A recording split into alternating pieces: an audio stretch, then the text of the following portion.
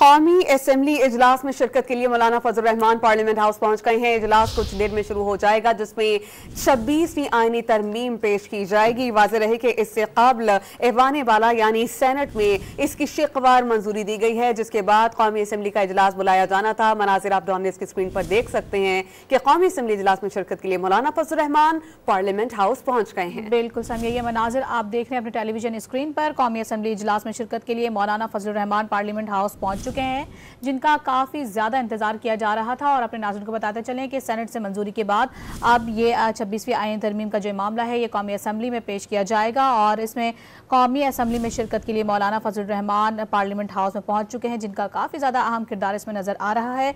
इजलास कुछ देर में शुरू होगा, जिसमें 26वीं आईनी तरमीम पेश की जाएगी। अपने नाज़रीन को बता रहे हैं कि कौमी असम्बली इजलास में शिरकत के लिए मौलाना फजल रहमान पार्लियामेंट हाउस पहुंच गए हैं। इजलास कुछ देर में शुरू होगा, जिसमें 26वीं आईनी तरमीम पेश की जाएगी।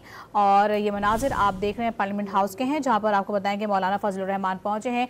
दीगर वफाकी वज़रा भी वहां पर मौजूद हैं और इस वक्त मौलाना फजल रहमान जो हैं वो इस वक्त पार्लियामेंट हाउस में पहुंच गए हैं।